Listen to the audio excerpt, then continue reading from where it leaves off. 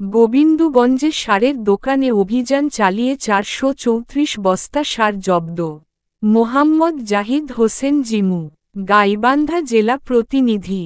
গাইবান্ধার গোবিন্দগঞ্জে অনুমোদন ছাড়াই সার বিক্রয়, অবৈধভাবে মজুদ ও ক্রয় রসিদ না থাকায় সার ও কীটনাশকের দোকানে অভিযান চালিয়ে ৪৩৪ বস্তা সার জব্দ এবং ৫০,০০০ টাকা জরিমানা করেছে সেনাবাহিনীর নেতৃত্বে ভ্রাম্যমাণ আদালত।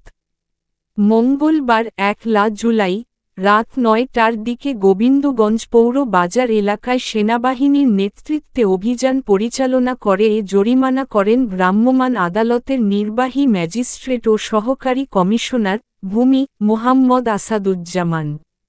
উপজেলা কৃষি কর্মকর্তার কার্যালয় সূত্রে জানা গেছে, মঙ্গলবার রাত ৯টা থেকে ২টা পর্যন্ত গোবিন্দগঞ্জ পৌর বাজারে messrs Masud and brothers, messrs Madina traders, Gita Sar Ghar, Shri Amarendra Narayan Chaki, messrs Jenin traders, messrs Rupali Sar Ghar, messrs প্রধান কৃষি সম্ভারে অভিযান চালায় সেনাবাহিনী।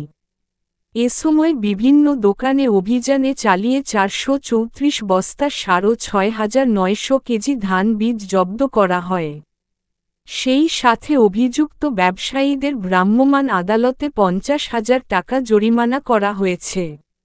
অভিযানে গাইবান্ধা সেনা ক্যাম্পের মেজর মোহাম্মদ ইনজামামুল আলম নেতৃত্বে ক্যাপ্টেন মোহাম্মদ ইকরামুল হক, উপজেলা কৃষি সম্প্রসারণ কর্মকর্তা মোহাম্মদ হাদিসুর রহমান, ওয়ারেন্ট অফিসার রাকিবুল আলমসহ সেনাবাহিনীর সদস্যরা অংশ নেন। স্থানীয় কৃষকেরা বলছেন, দীর্ঘদিন ধরে এ এলাকায় অবৈধভাবে সার মজুদ করে বেশি দামে বিক্রি এবং বীজে ভেজাল মিশিয়ে তা প্রান্তিক কৃষকদের মাঝে ছড়িয়ে দেওয়া হচ্ছিল, যা কৃষি পণ্য উৎপাদনে ঝুঁকির কারণ হয়ে দাঁড়িয়েছিল। তদন্ত করে দেখতে পারে যে তো যা আসে আমরা তো দিতে দ্রুত দেওয়ার জন্য আমাদের টাকা